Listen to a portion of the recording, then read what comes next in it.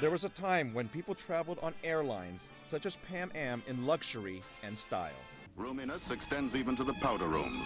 Today, things are a lot different. Sir, we have a policy on this airline that if a bag is this large, Okay, you know what? take it. Put your little paws off of my bag. With security and cramped seats, some call it the cattle car experience. We call that economy class. The world's biggest airplane makers, Boeing and Airbus, want to change that. The Airbus A380 entered service with Singapore Airlines as the biggest passenger plane in the world. Airlines from around the world have ordered nearly 850 of these aircraft called the Dreamliner. While the outside looks sleek and new, the inside is where you'll feel the difference. Bigger windows, more space. We spoke to the chief engineer, Mike Sinnott. We had the airlines with a need for an airplane in the middle of the market that would go a long distance, but with 200 people instead of 400 or 500 people. And when we married the technology with the need, the airplane was the result.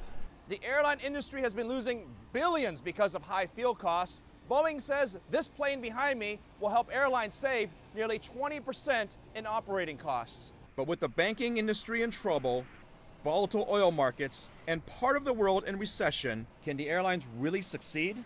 Really great example is right now we're flying from Tokyo to Boston nonstop every day. Boston has never been served directly from Asia, ever. And the airplane allowed us to be able to do that and do it efficiently. Boeing predicts the world's airlines will need 33,000 planes over the next 20 years. The big question is, will flying actually be better for you and I? And while it might be a little better, somehow I think you'll still want to ask for an upgrade. Dollars, cabbage, greenbacks, bucks or Benjamins, whatever slang term Americans use for their currency, money may be the single biggest factor determining who gets to the White House. The race for the U.S. presidency in 2012 is shaping up to be the most expensive ever, the combined campaigns costing an estimated $2.5 to $3 billion. So where is most of this money coming from?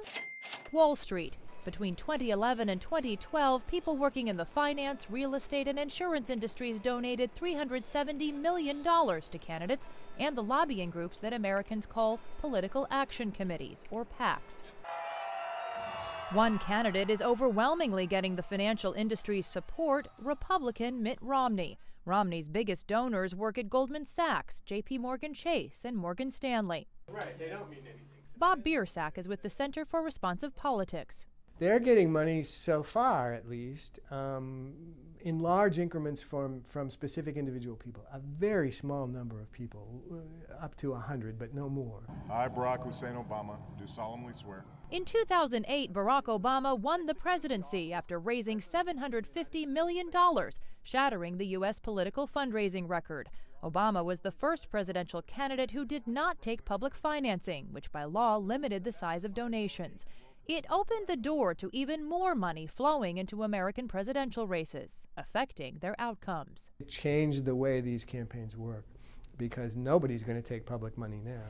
In 2010, a decision here at the U.S. Supreme Court allowed even more money into the American political system. Corporations and unions can now give unlimited funds to issues or causes. The results of President Obama's failed stimulus policies. Conservative cause supporter Crossroads GPS has pumped millions of dollars into television ads like this one, hammering the incumbent U.S. president. It's certainly true that less than 1% of the donors to these outside organizations have given more than half the money that these organizations have raised as a whole.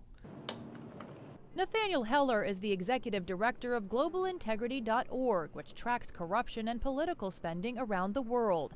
He says no other country has as much private money sloshing around in political campaigns, something he's not thrilled about.